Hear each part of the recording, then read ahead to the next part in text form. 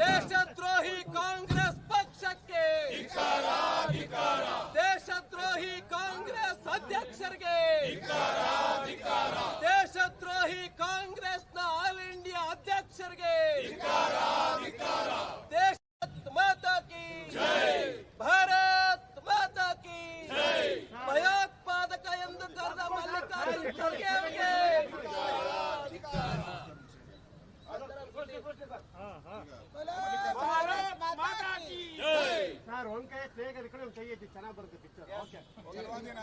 ಮಲ್ಲಿಕಾರ್ಜುನ ಖರ್ಗೆ ಅವರಿಗೆ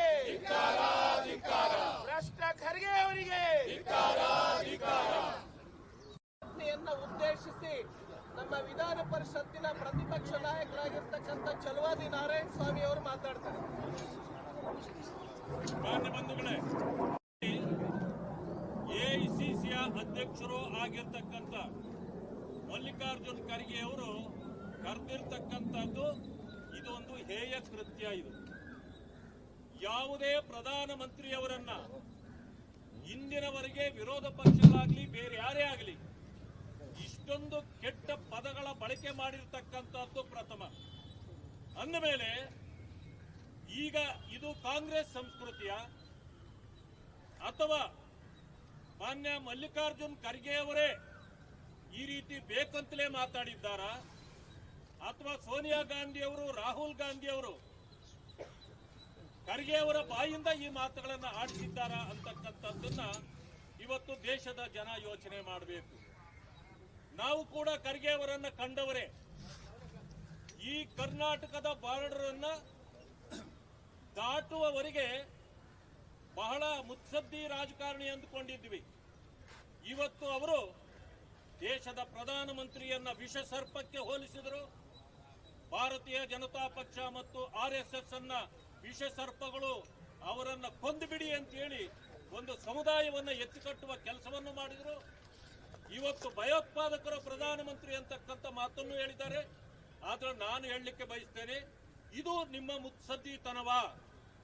ನೀವು ಇದು ಜನರಿಗೆ ಕಲಿಸಿಕೊಡ್ತಕ್ಕಂಥ ಪಾಠವಾ? ಇದು ನಿಮ್ಮ ಮಗ ಅನನುಭವಿ ಇದ್ರು, ಅವರೇನು ಮಾಡ್ತಿದ್ರು, ಇಷ್ಟ ಬಂದ ರೀತಿಯಲ್ಲಿ ಮಾತಾಡ್ತಿದ್ರು. ಯಾಕೆಂತಂದ್ರೆ ಅವರಿಗೆ ಅನುಭವದ ಕೊರತೆ ಇರಬಹುದು.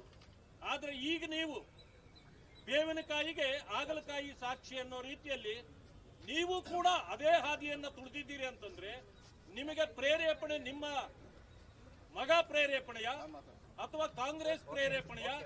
ಇಂತಹ ತುಚ್ಛ ಮಾತುಗಳು ನಿಮ್ಮ ಬಾಯಿಂದ ಹೇಗೆ ಬರಲಿಕ್ಕೆ ಸಾಧ್ಯ ಆಯಿತು? ಗುಜರಾತ್ನವರೆಲ್ಲರೂ ಅನಕ್ಷರಸ್ಥರು ಅಂದ್ರಿ, ಅಲ್ಲಿ ವಿರೋಧ ವ್ಯಕ್ತ ಮಾಡಿದ ಮೇಲೆ ಕ್ಷಮೆ ಕೇಳ್ತೀರಿ. ಏನು ನಿಮ್ಮ ಈ ಪರಿಸ್ಥಿತಿ?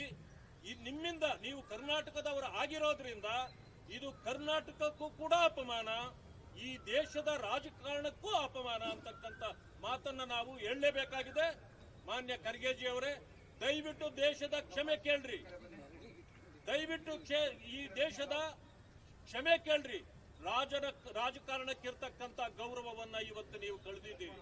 ವಿರೋಧ ಪಕ್ಷದಲ್ಲಿ ನೀವು ಇರಬಹುದು, ಆದ್ರೆ ನಿಮ್ಮ ಮೂಲಕ ಕಾಂಗ್ರೆಸ್ ಬಾಗಿಲು ಹಾಕುವ ಕೆಲಸ ಆಗ್ತಾ ಇದೆ, ಅದು ಬೇರೆ ವಿಷಯ.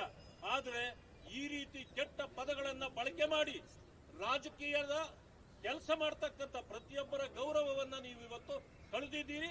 ಆದ್ರಿಂದ ಇಡೀ ದೇಶದಲ್ಲಿ ನಿಮಗೆ ಚೀಮಾರಿ ಹಾಕತಕ್ಕಂಥ ಕೆಲಸವನ್ನ ಇವತ್ತು ಜನ ಮಾಡ್ತಿದ್ದಾರೆ. ಆದ್ರಿಂದ ತಕ್ಷಣ ದೇಶದ ಕ್ಷಮೆ ಕೇಳಬೇಕು ಅಂತ ಹೇಳಿ ನಾನು ಆಗ್ರಹ ಪಡಿಸ್ತೇನೆ. ನಮಸ್ಕಾರ. ಸಂಸ್ಕೃತಿಹೀನ ಕಾಂಗ್ರೆಸ್ ಪಕ್ಷಕ್ಕೆ ಇವತ್ತು ಅಪರಾಧಿ ಸ್ಥಾನದಲ್ಲಿ ನಿಂತಿರುವಂತದ್ದು ಕಾಂಗ್ರೆಸ್ಸಿನ ಅಧ್ಯಕ್ಷರಾದಂಥ ಮಲ್ಲಿಕಾರ್ಜುನ್ ಖರ್ಗೆ ಅವರು. ದೇಶದ 140 ಕೋಟಿ ಜನಗಳನ್ನ ಪ್ರತಿನಿಧಿಸ್ತಾ ಇರ್ತಕ್ಕಂಥ ನರೇಂದ್ರ ಮೋದಿ ಬಗ್ಗೆ ಭಯೋತ್ಪಾದಕರ ಪದವನ್ನು ಉಪಯೋಗ ಮಾಡಿ ಇಡೀ ದೇಶಕ್ಕೆ ಅವಮಾನ ಮಾಡಿದರೆ. ಯಾರು ಈ ದೇಶದಲ್ಲಿ ಭಯೋತ್ಪಾದನೆ ನಿರ್ಮೂಲನೆ ಮಾಡಬೇಕು ಅಂತ ನಿರಂತರವಾಗಿ ಹೋರಾಟ ಮಾಡ್ತಾ ಇದ್ದಾರೆ, ಪುಲ್ವಾಮಾ ದಾಳಿಯ ವಿರುದ್ಧವಾದಿ ಧ್ವನಿ ಎತ್ತಿ ಪಾಕಿಸ್ತಾನವನ್ನ ನಡುಗುವಂತ ರೀತಿ ಮಾಡಿದ್ದಾರೆ. ಯಾವ ನಕ್ಸಲ್ ವಾದ ಇತ್ತು ಇಡೀ ದೇಶದಲ್ಲಿ ಆ ನಕ್ಸಲ್ ವಾದವನ್ನ ಮಟ್ಟ ಹಾಕಿದ್ದಾರೆ. ಅಂತ ವ್ಯಕ್ತಿ ಬಗ್ಗೆ ಇವತ್ತು ಕಾಂಗ್ರೆಸ್ಸಿನ ಅಧ್ಯಕ್ಷರಾಗಿ ಮಲ್ಲಿಕಾರ್ಜುನ್ ಖರ್ಗೆ ಮಾತಾಡಿರುವಂಥದ್ದು ಅಕ್ಷಮ್ಯ ಅಪರಾಧ. ಇವತ್ತು ಕಾಂಗ್ರೆಸ್ ಪಾರ್ಟಿ ಯಾರ ಪರವಾಗಿದೆ? ಕರ್ನಾಟಕದಲ್ಲಿ ಮಂಗಳೂರಲ್ಲಿ ಕುಕ್ಕರ್ ಬ್ಲಾಸ್ಟ್ ಮಾಡಕ್ಕೆ ಹೊರಟಿದ್ರು, ನೂರಾರು ಜನ ಹಿಂದೂಗಳನ್ನ ಕೊಲ್ಲಕ್ಕೆ ಹೊರಟಿದ್ರು. ಅವರನ್ನ ನೀವೇನು ಹೇಳಿದ್ರಿ?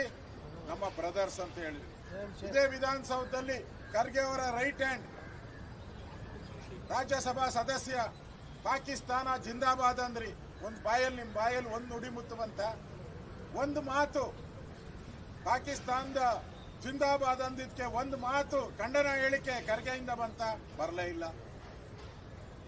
ಇವತ್ತು ಬಾಂಬೆಯಲ್ಲಾದಂತ ತಾಜ್ ಹೋಟೆಲ್ ಮೇಲೆ ದಾಳಿ ಆಯ್ತು. ಆ ಕಾಂಗ್ರೆಸ್ ಅವ್ರು ಏನ್ ಮಾಡಿದ್ರಿ? ನೀವು ಕೈ ಕಟ್ಕೊಂಡು ಕೂತಿದ್ರಿ.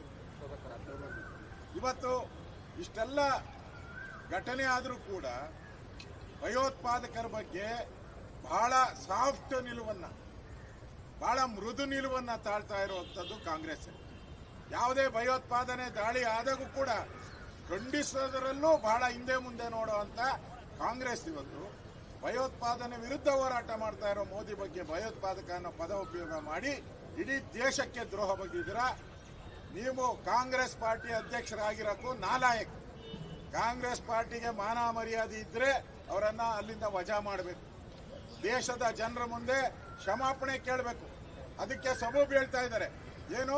ಮಾಧ್ಯಮದವ್ರು ತಪ್ಪತ್ತೆ, ಮಾಧ್ಯಮದವ್ರು ತಿರ್ಚಾಕ್ಬಿಟ್ಟಿದಾರಂತೆ, ಮಾಧ್ಯಮದವರು ಸುಳ್ಳು ಸುದ್ದಿಯನ್ನ ಮಾಡ್ತಾ ಇದ್ದಾರೆ. ಸ್ವಾಮಿ, ಸುಳ್ಳು ಹೇಳ್ತಾ ಇರೋದು ನೀವು. ಎಲೆಕ್ಟ್ರಾನಿಕ್ ಮೀಡಿಯಾ ಎಲ್ಲ ಕವರ್ ಔಟ್ ಇದೆ. ನೀವು ಹೇಳಿರುವಂತದ್ದು ಇದೊಂದು ಫಸ್ಟ್ ಅಲ್ಲ. ನೀವು ಈಗಾಗಲೇ ನಾರಾಯಣ ಸ್ವಾಮಿ ಅವರು ಹೇಳಿದ್ದಾರೆ.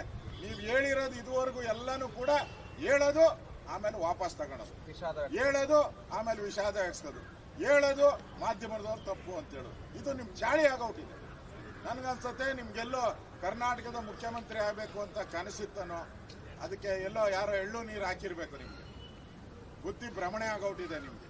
ಅಲ್ಲಿ ಕೇಂದ್ರದಲ್ಲೂ ಇನ್ನ 20 ವರ್ಷ ಹೋದ್ರೂ ನೀವು ಅಧಿಕಾರಕ್ಕೆ ಬರಲ್ಲ. ಅದರಿಂದ ರಾಜ್ಯದಲ್ಲೂ ನಿಮ್ಗೆ ಕೊನೆ ಎಳೆದ್ಬಿಟ್ಟಿದ್ದಾರೆ ಕಾಂಗ್ರೆಸ್ ಪಾರ್ಟಿ. ಭ್ರಮನಿರಸನ ಆಗಿ ಈ ರೀತಿ ಹೇಳಿಕೆ ಕೊಡ್ತಾ ಇದ್ದೀರಾ. ಇದು ದ್ರೋಹ. ಇದು ದ್ರೋಹ. ರಾಜ್ಯದ ದೇಶದ ಜನತೆಗೆ ದ್ರೋಹ ಬಗೆದಂತ ಹೇಳಿಕೆ. ಕೂಡಲೇ ದೇಶದ ಮುಂದೆ ಕ್ಷಮಾಪಣೆ ಕೇಳಬೇಕು ಅನ್ನೋ ಆಗ್ರಹವನ್ನ ಮಾಡ್ತಾ ಇದ್ದೀವಿ. ಮನ ಬಂದಂತೆ ಮಾತನಾಡುವ ಮಲ್ಲಿಕಾರ್ಜುನ್ ಖರ್ಗೆ ಅವರಿಗೆ, ಮನ ಬಂದಂತೆ ದೇಶದ್ರೋಹಿತನವನ್ನ ಮಾಡುತ್ತಿರುವ ಮಲ್ಲಿಕಾರ್ಜುನ್ ಖರ್ಗೆ ಅವರಿಗೆ ಈಗ ನಮ್ಮ ಕೇಂದ್ರದ ಮಲ್ಲಿಕಾರ್ಜುನ ಖರ್ಗೆ ಅವರು ಒಬ್ಬ ಹಿರಿಯ ರಾಜಕಾರಣಿ. ಮಲ್ಲಿಕಾರ್ಜುನ ಖರ್ಗೆ ಅವರು ದೇಶದಲ್ಲಿ ಕಾಂಗ್ರೆಸ್ ಪಕ್ಷದ ಅಧ್ಯಕ್ಷರ ಆದ ಮೇಲೆ ತಮ್ಮ ಮಾನಸಿಕ ಸ್ಥೀಮಿತವನ್ನ ಕಳ್ಕೊಂಡಿದ್ದಾರೆ. ಅವ್ರದ್ದು ಒಂದೇ ಗುರಿ ಇರುವಂಥದ್ದು, ರಾಹುಲ್ ಗಾಂಧಿಗೆ ತೃಪ್ತಿಪಡಿಸಬೇಕು, ತಾನು ಅಧ್ಯಕ್ಷನಾಗಿ ಮುಂದುವರಿಬೇಕು, ತನ್ನ ಮಗನು ರಾಜಕಾರಣದಲ್ಲಿ ದೊಡ್ಡ ಜಾಗಕ್ಕೆ ಏರಬೇಕು. ಇದು ಎರಡನೇ ಗುರಿ ಅವ್ರದ್ದು. ಆ ಗುರಿಯನ್ನು ಸಾಧಿಸುವುದಕ್ಕಾಗಿ ಅವ್ರು ಏನ್ ಬೇಕಾದ್ರೂ ಮಾತಾಡ್ತಾರೆ ಅನ್ನುವಂಥ ಸ್ಥಿತಿ ಇವತ್ತು ನಿರ್ಮಾಣ ಆಗಿದೆ. ಪಾರ್ಲಿಮೆಂಟಿನ ಒಳಗೂ ಮಾತಾಡ್ತಾರೆ, ಪಾರ್ಲಿಮೆಂಟಿನ ಹೊರಗೂ ಮಾತಾಡ್ತಾರೆ. ಅವರ ನಾಯಕ ರಾಹುಲ್ ಗಾಂಧಿ ಅವರು ವಿದೇಶದಲ್ಲೂ ಭಾರತ ವಿರೋಧಿ ಹೇಳಿಕೆ ಕೊಡ್ತಾರೆ. ಪಾರ್ಲಿಮೆಂಟಿನ ಒಳಗೆ ಪ್ರಧಾನಮಂತ್ರಿಯನ್ನ ಜಾದೂಗಾರ್, ಮ್ಯಾಜಿಕ್ ಶೋ, ಕತ್ತಲ ರಾತ್ರಿ ಇದನ್ನು ಭಾಷಣ ಮಾಡ್ತಾರೆ. ಅಂದ್ರೆ ಇವರು ಇಬ್ರು ಹೋಗ್ತಾ ಇರುವಂತ ಧೋನಿ ಒಂದೇ ಆಗಿದೆ. ಒಂದೇ ಕಡೆ ಅವರು ಹೋಗ್ತಿದ್ದಾರೆ. ಅವ್ರದ್ದು ಉದ್ದೇಶ ಒಂದೇ, ಭಾರತ ವಿರೋಧಿ. ಕೇವಲ ನರೇಂದ್ರ ಮೋದಿ ಅವರನ್ನ ದೂಷಣೆ ಮಾಡೋದ್ರಿಂದ, ಟೆರರಿಸ್ಟ್ ಅನ್ನೋದ್ರಿಂದ ಭಾರತದಲ್ಲೇ ಈ ಒಂದು ಹೇಳಿಕೆ ಉಳಿಯಲ್ಲ. ಈ ಹೇಳಿಕೆ ವಿದೇಶದಲ್ಲಿ ಕೂಡ ಪ್ರಚಾರ ಆಗುತ್ತೆ. ಅವರು ಕಾಂಗ್ರೆಸ್ ಪಕ್ಷದ ಹಿರಿಯ ನಾಯಕರು ಕೊಟ್ಟಂತ ಹೇಳಿಕೆಯನ್ನ ನಮಗಿಂತ ಹೆಚ್ಚಾಗಿ ಪಾಕಿಸ್ತಾನದಲ್ಲಿ ತೋರಿಸ್ತಾರೆ, ನಮಗಿಂತ ಹೆಚ್ಚಾಗಿ ಬೇರೆ ದೇಶದಲ್ಲಿ ಅಫ್ಘಾನಿಸ್ತಾನದಲ್ಲಿ ತೋರಿಸ್ತಾರೆ. ಯಾಕೆಂದ್ರೆ ಅವರೆಲ್ಲರಿಗೂ ಬೇಕಾಗಿರುವಂತದ್ದು ಮೋದಿಯನ್ನ ಡೌನ್ ಮಾಡುವಂತದ್ದು ವಿದೇಶಿಯರಿಗೆ. ಅದೇ ಒಂದು ಕೆಲಸವನ್ನ ಇವತ್ತು ಕುಮ್ಮಕ್ಕು ಕೊಡುವಂತ ಕೆಲಸವನ್ನ ರಾಹುಲ್ ಗಾಂಧಿ ಅವರು ಮತ್ತು ಮಲ್ಲಿಕಾರ್ಜುನ ಖರ್ಗೆ ಅವರು ದೇಶದಲ್ಲಿ ಮತ್ತು ವಿದೇಶದಲ್ಲಿ ಮಾಡ್ತಾ ಇದ್ದಾರೆ. ಇವರು ವಿದೇಶಿ ಏಜೆಂಟ್ ಆಗಿ ನಡ್ಕೊಂತಿದ್ದಾರೆ. ಸೊರೋಸಿದ ಏಜೆಂಟ್ ಆಗಿ ನಡ್ಕೊಂತ ಇದ್ದಾರೆ. ಜಾರ್ಜ್ ಸೊರೋಸಿದ ಏಜೆಂಟ್ ಯಾರು ಅಂತಂದ್ರೆ ಅದು ಇವತ್ತು ರಾಹುಲ್ ಗಾಂಧಿ ಅವರು, ಮಲ್ಲಿಕಾರ್ಜುನ್ ಖರ್ಗೆ ಅವರು. ಅವರ ಹೇಳಿಕೆಗೆ, ಅವರ ಮಾನಸಿಕತೆಗೆ ತಕ್ಕಂತೆ ಇವರು ಕುಣಿಯುವಂತ ಕೆಲಸ ಇವತ್ತು ಭಾರತದಲ್ಲಿ ಆಗ್ತಾ ಇದೆ. ಮೊನ್ನೆ ಏನ್ ಹೇಳಿದ್ರು? ಮುಸಲ್ಮಾನರನ್ನ ಒಂದು ಸಮುದಾಯ ಆಗ್ರಹವನ್ನ ತೃಪ್ತಿ ಮಾಡುವುದಕ್ಕಾಗಿ ಅವರ ಸಭೆಯಲ್ಲಿ ಹೇಳ್ತಾರೆ, ನೀವು ನಮಾಜ್ ಮಾಡ್ತೀರಾ, ನಮಾಜಿನ ಸಂದರ್ಭದಲ್ಲಿ ವಿಷದ ಹಾವು ಬಂದ್ರೆ ಅದನ್ನು ಒಡೆದು ಸಾಯಿಸ್ತೀರಾ ನಮಾಜಿಂದ ಎದ್ದು. ಅದೇ ರೀತಿ RSS ಮತ್ತು ಬಿಜೆಪಿ ಅವರನ್ನ ನೀವು ಹೊಡಿಬೇಕು ಅನ್ನುವಂಥದ್ದನ್ನು ಹೇಳ್ತಾರೆ. ಅಂದ್ರೆ ಇವರು ಅಟೆಂಪ್ಟ್ ಟು ಮರ್ಡರ್ ಈ ಕೇಸನ್ನು ಅವರ ಮೇಲೆ ಹಾಕಬೇಕು. RSS ಅವರನ್ನ ಬಿಜೆಪಿ ಅವರನ್ನ ಹೊಡೆದು ಸಾಯಿಸಿ ಅಂದ್ರೆ ದೇಶದಲ್ಲಿ ದಂಗೆ ಎಬ್ಬಿಸುವಂತ ಒಂದು ವ್ಯವಸ್ಥಿತ ಷಡ್ಯಂತ್ರ ಇದು. ಕರ್ನಾಟಕದ ಒಬ್ಬ MLC ವಿಧಾನ ಪರಿಷತ್ತಿನ ಸದಸ್ಯ ಹೇಳಿದ್ರು, ಬಾಂಗ್ಲಾದ ರೀತಿಯಲ್ಲಿ ದಂಗೆ ಕರ್ನಾಟಕದಲ್ಲಿ ಭಾರತದಲ್ಲಿ ಆಗ್ಬೇಕನ್ನುವಂತ ಮಾತನ್ನು ಹೇಳಿದ್ದು. ಅದರ ಮುಂದುವರಿದ ಭಾಗವನ್ನ ಇವತ್ತು ಮಲ್ಲಿಕಾರ್ಜುನ ಖರ್ಗೆ ಅವರು ಹೇಳ್ತಾ ಇದ್ದಾರೆ, ಅದರ ಮುಂದುವರಿದ ಭಾಗವನ್ನ ರಾಹುಲ್ ಗಾಂಧಿ ಅವರು ಹೇಳ್ತಾ ಇದ್ದಾರೆ.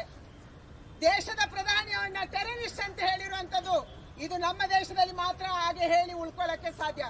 ಯಾವುದೇ ದೇಶದ ಪ್ರಧಾನಿಯನ್ನ ಆ ದೇಶದ ಜನ ಆ ರೀತಿ ಕರೆಯಲ್ಲ. ಯಾಕಂದ್ರೆ ದೇಶದ ಪ್ರಧಾನಿ ದೇಶಕ್ಕೆ ಪ್ರಧಾನಿ, ಅವ್ರು ಯಾವುದೋ ಒಬ್ಬ ಪಕ್ಷದ ನಾಯಕ ಅಲ್ಲ. ಮನಮೋಹನ್ ಸಿಂಗ್ ಇದ್ದಾಗ ಮನಮೋಹನ್ ಸಿಂಗ್ ಕೇವಲ ಕಾಂಗ್ರೆಸ್ಸಿನ ನಾಯಕ ಆಗಿರ್ಲಿಲ್ಲ, ಅವರು ದೇಶದ ಪ್ರಧಾನಿ ಆಗಿದ್ರು. ಅವರಿಗೆ ಸಿಗುವ ಗೌರವ ದೇಶಕ್ಕೆ ಸಿಗುವ ಗೌರವ, ಅವರಿಗೆ ಆಗುವಂತ ಅವಮಾನ ಅದು ದೇಶಕ್ಕೆ ಆಗುವ ಅವಮಾನ ಅಂತ ನಾವು ಅನ್ಕೊಂತ ಇದೀವಿ. ಆದ್ರೆ ಕಾಂಗ್ರೆಸ್ ಅವರು ಕೇವಲ ರಾಜಕಾರಣ ಮಾತ್ರ ನೋಡ್ತಾ ಇದ್ದಾರೆ, ಪಕ್ಷ ರಾಜಕಾರಣಕ್ಕೂ ನೋಡ್ತಾ ಇದ್ದಾರೆ. ತನಗೆ ಕುರ್ಚಿ ಸಿಕ್ಕಿಲ್ಲ ಅಂದ್ರೆ ಎಲ್ಲರೂ ಭಯೋತ್ಪಾದಕರು, ತನಗೆ ಕುರ್ಚಿ ಸಿಕ್ಕರೆ ಎಲ್ಲವೂ ಸರಿ ಇದೆ. ಇದು ಕಾಂಗ್ರೆಸ್ಸಿನ ಮಾನಸಿಕತೆ, ದೇಶ ವಿರೋಧಿ ಮಾನಸಿಕತೆಯನ್ನು ಇವತ್ತು ಕಾಂಗ್ರೆಸ್ ತೋರಿಸ್ತಾ ಇದೆ. ಅದಕ್ಕಾಗಿ ಇವತ್ತು ಮಲ್ಲಿಕಾರ್ಜುನ ಖರ್ಗೆ ಅವರು ಪದೇ ಪದೇ ದೇಶದ ಪ್ರಧಾನಿಗೆ ಅವಮಾನ ಮಾಡುವಂತದ್ದು, ದೇಶದ ರಾಷ್ಟ್ರೀಯ ಸಂಘಟನೆಗಳಿಗೆ ಭಾರತೀಯ ಜನತಾ ಪಾರ್ಟಿಗೆ ಅವಮಾನ ಮಾಡುವಂತದನ್ನು ಮಾಡ್ತಾ ಇದ್ದಾರೆ. ಒಡೆದು ಸಾಯಿಸಿ ಅನ್ನುವಂತ ಪದಕ್ಕಿಂತ ದೊಡ್ಡ ಪದ ಚಿಕ್ಕ ಪದ ಯಾವುದು? ಇನ್ನು ಟೆರರಿಸ್ಟ್ ಅನ್ನುವಂತ ಪದಕ್ಕಿಂತ ಕೆಟ್ಟ ಪದ ಇನ್ಯಾವುದು? ದೇಶದ ಪ್ರಧಾನಿಗೆ ಈ ರೀತಿ ಹೇಳಿ ಇವತ್ತು ಅದನ್ನ ವಿಡ್ರಾ ಮಾಡಕ್ಕೆ ನೋಡ್ತಾ ಇದ್ದಾರೆ. ಇದನ್ನ ದೇಶದ ಜನ ಒಪ್ಪಲ್ಲ. ನಾನು ಕಾಂಗ್ರೆಸ್ಸಿನ ರಾಹುಲ್ ಗಾಂಧಿ ಅವರಿಗೆ, ವಿಪಕ್ಷದ ನೇತಾರರಿಗೆ, ಅಧ್ಯಕ್ಷರಿಗೆ ಇವತ್ತು ಆಗ್ರಹ ಮಾಡ್ತೀನಿ, ಸೋನಿಯಾ ಗಾಂಧಿ ಅವರಿಗೆ ಆಗ್ರಹ ಮಾಡ್ತೀನಿ, ತಕ್ಷಣ ಮಲ್ಲಿಕಾರ್ಜುನ ಖರ್ಗೆ ಅವರನ್ನ ನಿಮ್ಮ ರಾಷ್ಟ್ರೀಯ ಅಧ್ಯಕ್ಷ ಸ್ಥಾನದಿಂದ ಕಿತ್ತಾಕ್ಬೇಕು, ಅವರನ್ನ ವಿಪಕ್ಷದ ನೇತಾರ ಸ್ಥಾನದಿಂದ ತಕ್ಷಣ ಕಿತ್ತಾಕ್ಬೇಕು ಮತ್ತು ಅವರ ಮೇಲೆ ಕ್ರಮವನ್ನ ಕೈಗೊಳ್ಳಬೇಕು. ಮಲ್ಲಿಕಾರ್ಜುನ ಖರ್ಗೆ ಅವರು ಇಡೀ ದೇಶದ ಕ್ಷಮೆಯನ್ನು ಯಾಚನೆ ಮಾಡಬೇಕು, ಓಪನ್ ಆಗಿ ಮಾಡಬೇಕು, ಬಂದು ಕಿವಿಯಲ್ಲಿ ಹೇಳೋದಲ್ಲ. ಇವತ್ತು ದೇಶದ ಕ್ಷಮೆಯನ್ನು ಯಾಚನೆ ಮಾಡಬೇಕು. ಯಾಕಂದ್ರೆ ಈ ಸುದ್ದಿ ಕೇವಲ ನಮ್ಮ ದೇಶದಲ್ಲಿ ಹೋಗಿಲ್ಲ, ಈ ಸುದ್ದಿ ನಮ್ಮ ವಿರೋಧಿಗಳು ಯಾರಿದ್ದಾರೆ, ನಮ್ಮ ವಿರೋಧವಾಗಿ ಅಥವಾ ನಮ್ಮ ಮೇಲೆ ಮತ್ಸರ ಯಾವ ದೇಶ ತೋರಿಸ್ತಾರೆ ಆ ಎಲ್ಲ ದೇಶಗಳಲ್ಲಿ ಈ ಸುದ್ದಿ ಓಡಾಡ್ತಾ ಇದೆ. ಅಂದ್ರೆ ಯಾವ ಸಂದೇಶ ಇವತ್ತು ಜಗತ್ತಿಗೆ ನೀವು ಕೊಡಕ್ಕೆ ಹೊರಟಿದ್ದೀರಿ, ಇದು ಸರಿಯಾಗಬೇಕಾಗಿದೆ. ಅದಕ್ಕೆ ಮಲ್ಲಿಕಾರ್ಜುನ ಖರ್ಗೆ ಅವರನ್ನ ತಕ್ಷಣ ವಿಪಕ್ಷದ ನೇತಾರರಿಂದ ಮತ್ತು ಅಧ್ಯಕ್ಷ ಸ್ಥಾನದಿಂದ ಕೈಬಿಡಿ ಮತ್ತು ದೇಶದ ಕ್ಷಮೆಯನ್ನು ಯಾಚನೆ ಮಾಡುವಂತ ಆಗ್ರಹವನ್ನ ನಾನು ಮಾಡ್ತಾ ಇದ್ದೀನಿ. ಭಾರತ್ ಮಾತಾ ಕಿ ಮೋದಿಯವರನ್ನ ಭಯೋತ್ಪಾದಕ ಅಂತ ಕರೆದ ಮಲ್ಲಿಕಾರ್ಜುನ್ ಖರ್ಗೆ ಅವರಿಗೆ, ನರೇಂದ್ರ ಮೋದಿ ಅವರಿಗೆ. ಹೆಚ್ಚಿನ ವಿಡಿಯೋಗಳಿಗೆ ಪ್ರತಿಧ್ವನಿ ಯೂಟ್ಯೂಬ್ ಚಾನೆಲ್ ಸಬ್ಸ್ಕ್ರೈಬ್ ಮಾಡಿ, ಬೆಲ್ ಐಕಾನ್ ಕ್ಲಿಕ್ ಮಾಡಿ.